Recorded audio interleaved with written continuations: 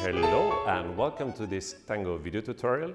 We are Iris and Helmut, and we want to share an exercise with you, a couple of exercises, how to be more comfortable in close embrace, but also how we can connect the embrace to our whole body and use it in a good way and not use it too much in a bad way that we would feel like, the arms are tense and it doesn't feel good.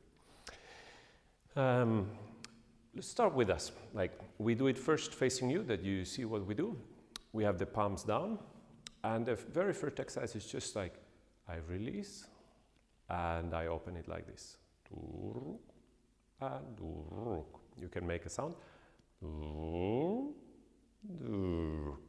Yes. Let's watch us from behind once. So we want to release the whole body a little bit, also the legs, and we grow up again. And we go down. You can give a sigh. And like. Now, the second part is that when we grow again after releasing, we want to aim a little bit to our partner. We don't want to go that far that we go out of axis, but it's not just in the same as before, but a little bit to your partner. And also, in this way, how you do it, you can feel there are different ways to have the timing. You should feel something here, underneath your ribcage, that in this part there's a release, and that part there's a stretch. But it's also not a complete release. Yeah. If you do it together, like us, you can give the impulse to one person first, and then to the other. Or maybe there will be a situation that you feel like both are creating this movement together, and there's no person that is leading in a classic sense. So first it was me, now it's Iris.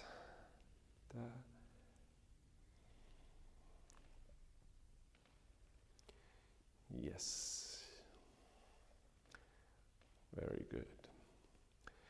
We use this idea of growing and getting to each other in order afterwards to have the connection here in the close embrace. And also to communicate, if I want to open embrace, I move back here. If we use it in close embrace, we also need to release a little bit, or sometimes we need to stretch and expand. There's always a minimum of expansion. If I don't expand, close embrace will be maybe very cuddly, but not very comfortable for moving. There's nothing impossible in tango. It's just like, I prefer to have a close embrace where I'm emotionally maybe connect with my partner, but I'm still able to move freely. And while I'm being close, I can still enjoy the walk.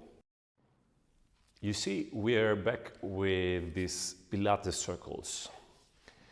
Why? Because sometimes it happened in the classes that when we did the expanding towards the partner and the release before, it turned into something like this.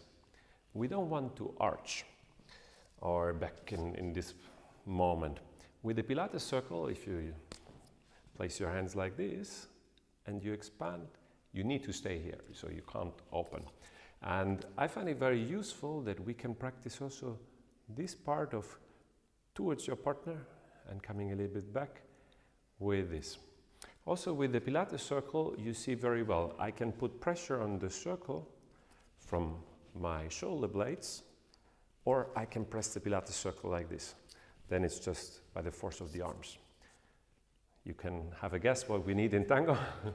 I think it's pretty clear. So first, we don't want to really press the circle, just like give a slight, little bit more pressure, increase the muscle tonus by 10%, let's say.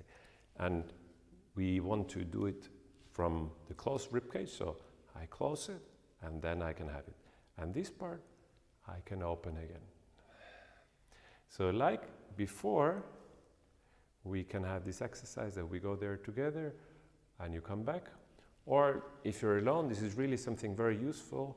Okay, you're in a neutral position, and you practice your expansion, and you keep this organization, which leads to the third part of the exercise that we will continue in another video, that from here you can start to do projection exercises and forward, backward, everything, and feel how this results in your embrace, and that this part is still active and not just down. We put the circles away.